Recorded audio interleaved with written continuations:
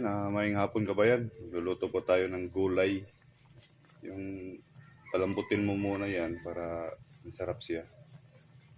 Yan, kumukulo na siya. So, pahingaan natin ng konti. Kabayan ha. Luluto po tayo. Yan, yun ang ulam namin ngayon, dinner. So, tapos ito kanin. Buksan natin. Kung luto na ba.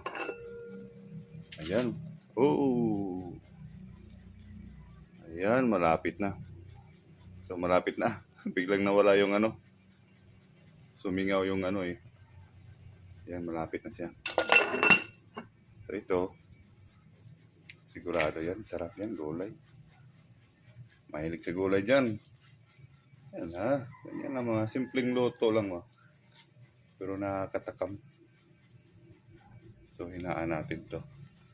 Hinaan natin to ang apoy ng kanin. Tama na. Yan, tama na. So, still watching mga kabayan ha. Ayan. Sarap mo. Kahit nga ako nagluluto mga kabayan, parang gutom na ako.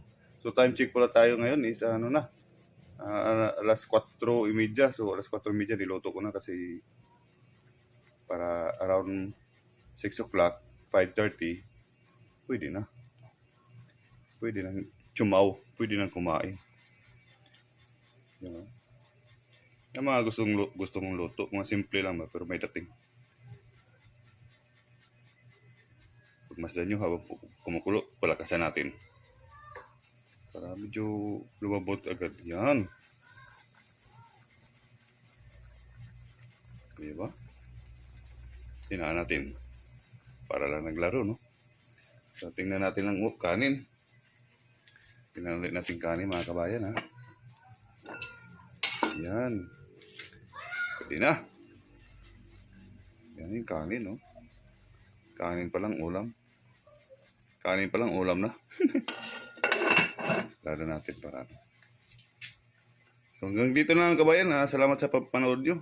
Walang sawang papasalamat si Rick sa inyo. Hanggang sa muli ulit. Peace. Happy lang tayo. Bye-bye.